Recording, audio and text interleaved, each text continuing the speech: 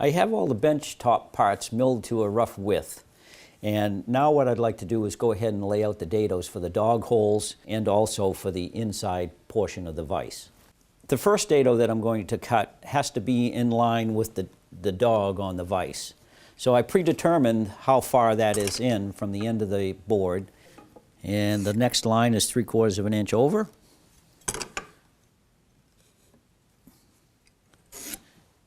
Now I'll move on to the other end. Now the dog on this end of the bench has to be no particular distance in from the end. I'm going to make it 3 inches, so it's relatively close to the end, but there's nothing that it has to line up with. And this will be 3/4 of an inch as well.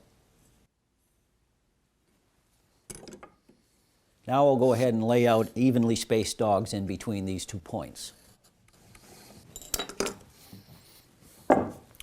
Okay, now it's time to go ahead and lay out the dado for my vise. I want to check the ends to see if it's square, and then I want to pick up the width of it as well. And each one of these vices is a little different, so you'll have to custom fit your vise, to your bench.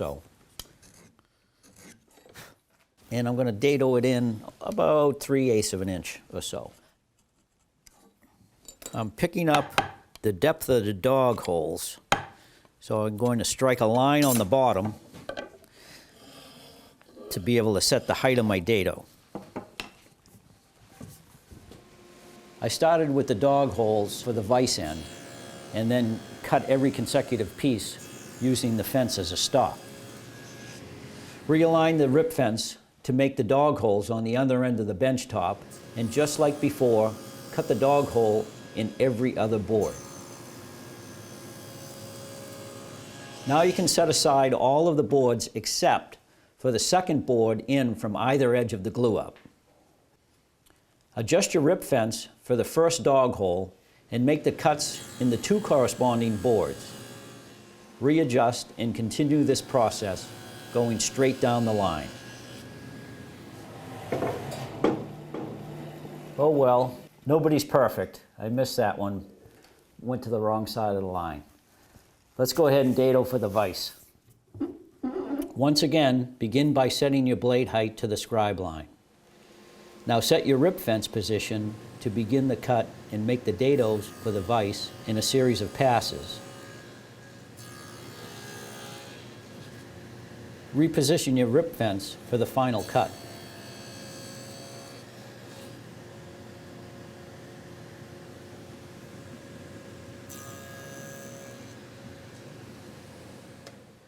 Now when you apply the glue, you want to apply it to the piece that has the dog holes cut into it. And you want to also stay away from the dog holes with the application of the glue, about a 1/2 inch away or so. That way the glue doesn't squeeze into the dog holes and interfere with the dogs going into the holes.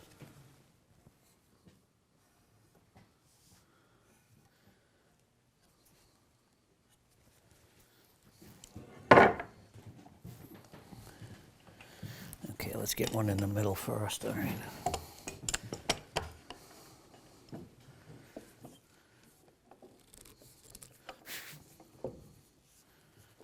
Now I'm going to glue this piece that has the 2 dog holes on the ends to the pairs that we've already glued up. And I want to make sure that I'm going to put it on the far side so I can keep these in order so I understand how they're going to get glued.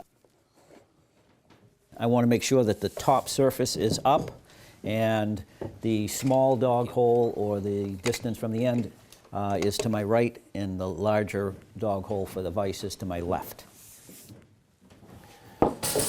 Now what I'm going to do is joint one surface here, and it's a little difficult to read the grain direction because they could have been flipped around in the glue up. So what I'm going to do is run this cross on an angle, which will help to avoid tear out. You're probably not going to have a joint of this size. So what you'll need to do is to do smaller laminations that'll fit to your jointer, and you'll have more laminations to glue up in the end. Now I'll bring these down to thickness on the planer with a couple of passes.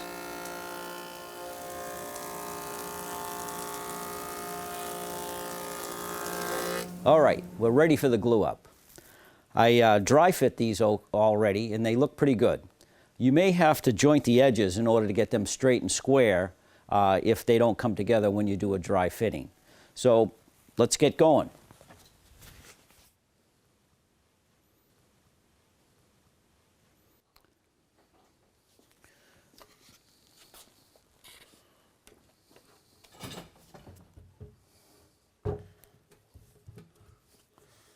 Okay, let's try to hold this up just a little bit above so it doesn't stain. I use hand screws to clamp the end joints for alignment. You want to make sure that you remove them after the glue up so that they don't get glued into place. I put clamps over and under to evenly distribute the pressure. A consistent line of squeeze out means that you've got adequate clamping pressure all along the joints.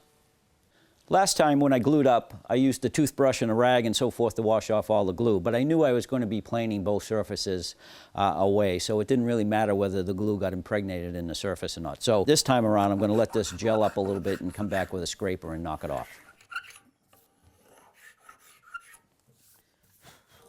Okay, if I need to, I'll hit this with a plane to even it out a bit, but it glued up pretty nicely, so it shouldn't take a whole lot of work. Ooh la la, this is going to be nice. So I need to go ahead and get this, this vise mounted now. So I need to mortise in the back side of it. I'm going to place it in here. I had to cut away or trim this so that the jaws would fit into this opening pretty well. So now that I have that fit, I want to get this in here and hopefully be able to trace out the shape. Okay, this is what we're going to have to mortise in.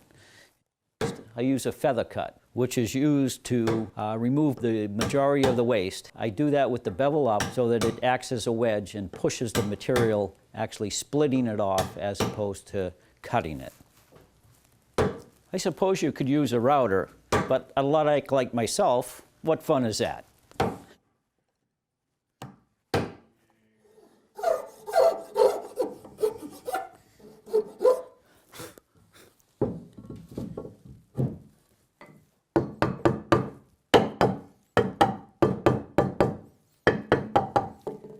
There, that's fitting pretty good now. Why don't we go ahead and get this fastened on? So we'll drive a couple of screws in here.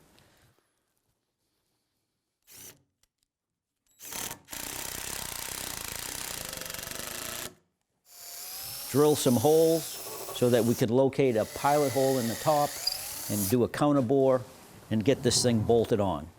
I like to use the bolts as opposed to lag screws because I think it holds a lot better.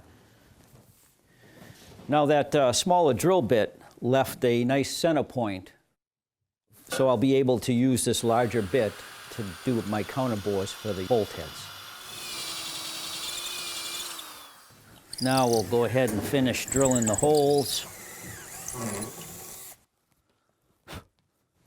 Okay, I'm going to go ahead and bolt this to the bench now. I'm going to put a flat washer on the top, and then I'll also have a flat washer on the bottom with a lock washer and then a nut. So we'll drop this in.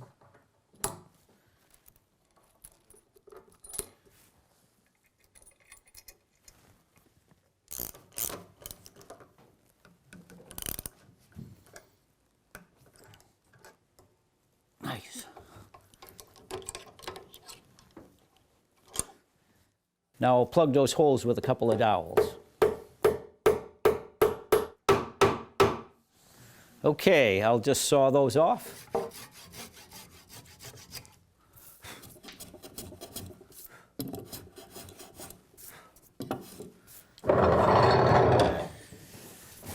Well, I'm pretty happy with the way that this glued up. It's pretty flat. A little scraping will take care of that. I could bolt this to the base right at this point and you know, build my doors and drawers with it. But since I'm getting a little older in age, I think I'm just going to put the bench top aside and put the base up on my bench where it's a little easier to work on. In the next episode, we're going to cut our half-blind dovetails and outfit this bench with plenty of storage space.